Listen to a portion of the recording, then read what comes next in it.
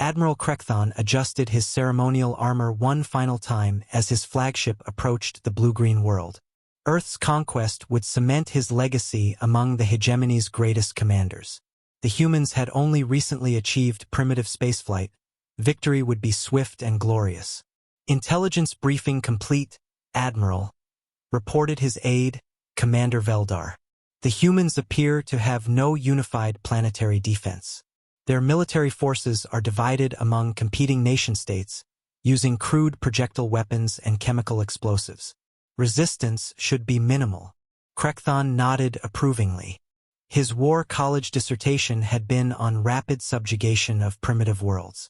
Earth would provide the perfect practical demonstration of his theories. Begin deep scan analysis of their combat capabilities, he ordered. I want complete tactical profiles before we begin the demonstration bombardment. The analysis took 6 hours. When Veldar returned with the data, his usual composed demeanor had cracked. His hands trembled as he activated the holographic display. Sir, there's been some kind of error in the data collection. The results are unprecedented. Krekthon examined the tactical breakdown with growing confusion.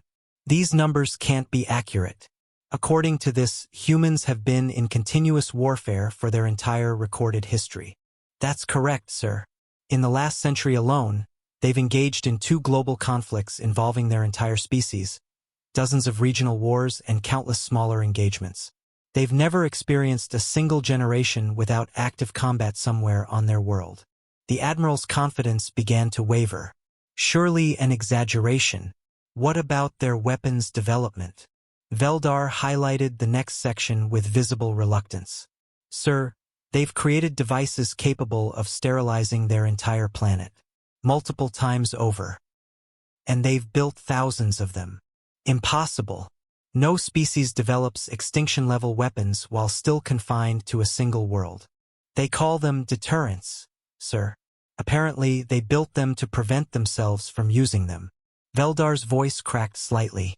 The logic is uniquely human. Krekthon scrolled through more data. His growing horror reflected in his changing posture. The humans hadn't just developed advanced weaponry, they'd created an entire science around the art of killing. Their military doctrine included concepts he'd never encountered. Asymmetric warfare, guerrilla tactics, total war, mutually assured destruction. What's this entry about their entertainment? He asked, pointing to a particularly disturbing section. They create fictional scenarios about warfare for amusement, sir. Their entertainment industry has produced thousands of detailed combat simulations, tactical scenarios, and strategic planning exercises. They study war in their leisure time. The Admiral's breathing became labored as he read deeper. Humans had turned conflict into an art form, a science, and apparently a recreational activity. Their history was an unbroken chain of innovation in the application of violence, interrupted only by brief periods they called peace, which seemed to be when they prepared for the next war. Sir, Veldar continued, there's more. They've documented every conflict, analyzed every failure, and improved upon every victory. Their military evolution has been continuous for millennia. Krekthon reached the section on human military philosophy and felt his worldview collapse. These weren't primitive beings who happened to possess weapons. They were a species that had refined warfare into a fundamental aspect of their civilization. They didn't just fight when necessary. They had transformed the act of conflict into a driving force of technological and social development. The psychological profiles are even worse, Veldar whispered. They have a concept called rules of war, ethical guidelines they follow even during mortal combat. But when those rules are broken, he trailed off, highlighting casualty reports from conflicts where human forces had fought without restraint. The Admiral closed the files and stared at the peaceful blue world hanging in space before them. It looked so harmless, so vulnerable. The data told a different story. This was a world that had forged its dominant species in the crucible of constant conflict, producing beings who understood violence not as a last resort, but as a fundamental tool of existence. Sir, Veldar asked tentatively. Your orders.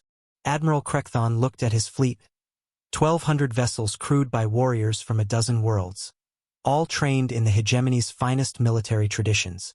They were about to engage a species that had spent 50,000 years perfecting the art of warfare while confined to a single planet. "Signal the fleet," he said quietly. "All ships, immediate withdrawal. Maximum burn for the edge of the system." "Sir, the crew will want an explanation." "Tell them," Krekthon said, watching Earth shrink in the distance, "that we just discovered the difference between soldiers and predators, and we're not equipped to fight predators."